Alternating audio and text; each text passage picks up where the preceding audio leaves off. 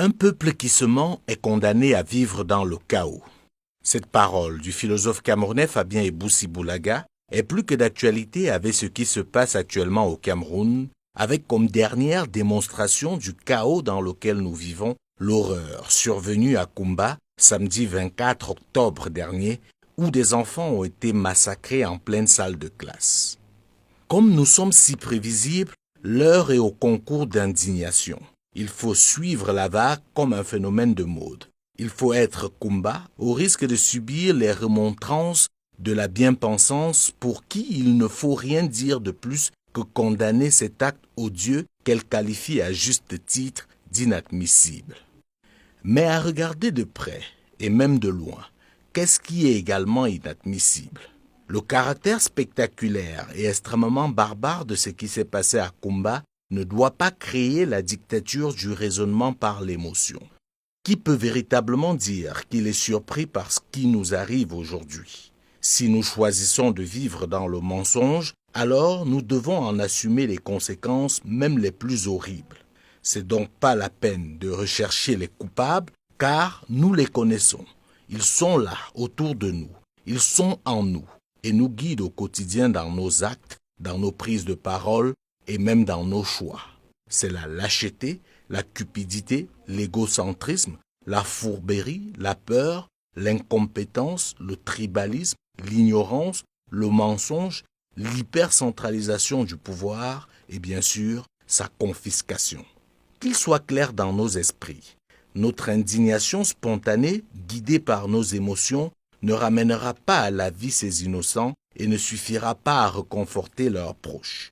Au lieu d'être des médecins après la mort, nous devons nous demander qu'avons-nous fait pour que cela n'arrive pas. Quand allons-nous enfin dans ce pays laisser les conséquences pour s'attaquer aux causes? Quand on veut guérir définitivement d'une maladie, on la traite. On ne se contente pas de faire disparaître les symptômes. Kumba, c'est une conséquence. C'est l'un des nombreux symptômes de ceux dont nous souffrons depuis plusieurs années. Disons-nous bien que tant qu'on ne soignera pas véritablement la maladie, les symptômes réapparaîtront toujours. Oui, ce qui s'est passé à Kumba est inadmissible, mais ce qu'il est autant, c'est de n'avoir pu rien faire pour éviter que cela arrive. Si la force pouvait régler un problème politique, il y a longtemps qu'on le saurait. Si la force pouvait venir à bout du terrorisme, il y a longtemps qu'on n'aurait plus d'actes terroristes comme celui de Kumba à travers le monde. Si les puissances occidentales veulent véritablement combattre le terrorisme, qu'elles arrêtent leur politique impérialiste à travers le monde et on verra le terrorisme diminuer considérablement. Comme pour dire, si nous ne voulons plus d'un autre combat, arrêtons de nous mentir. La crise anglophone ne date pas de 2016. Les revendications sécessionnistes ne datent pas de 2016. La force ne règle pas un problème politique. Pour ne pas aller plus loin, rappelons déjà que l'un des points majeurs de la tripartite en 1991, c'est-à-dire il y a 29 ans, était déjà la crise anglophone. Rappelons-nous que la principale proposition pour régler ce problème était une véritable décentralisation avec la mise sur pied des régions, et que cette proposition avait par la suite été consacrée par la Constitution de 1996, qui était en fait une constitution de sortie de crise. Mais qu'avons-nous fait? Comme d'habitude, nous nous sommes mentis. En lieu et place de la décentralisation, nous avons plutôt hypercentralisé le pouvoir au point de créer des délégués du gouvernement nommés par le président de la République pour empêcher aux quelques élus locaux issus de l'opposition de travailler.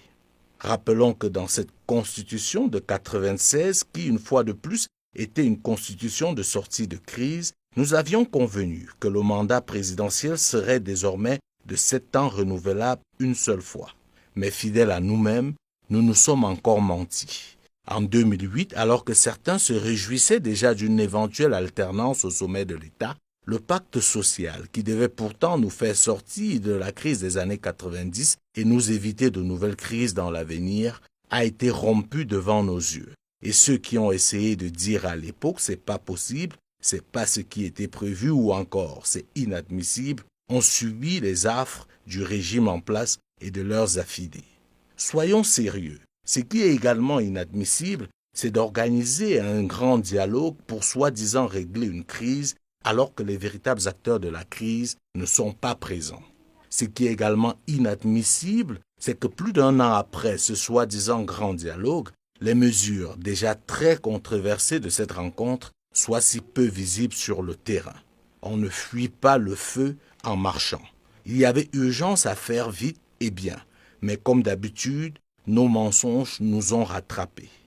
Ce qui est également inadmissible, c'est de parler de reconstruction dans une zone en guerre.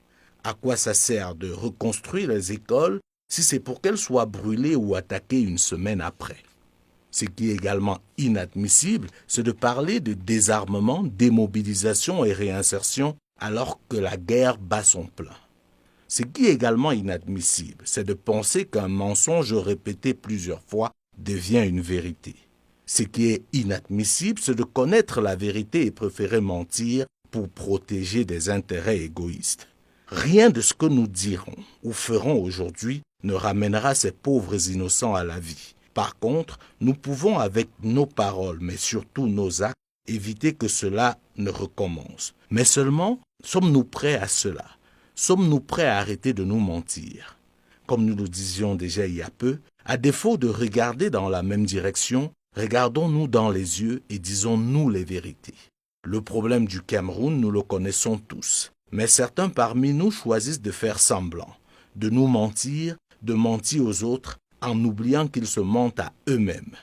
Le Cameroun est le bien le plus précieux que nous avons en partage. Nous n'avons aucun mérite d'être nés Camerounais, mais nous avons l'obligation d'en être dignes.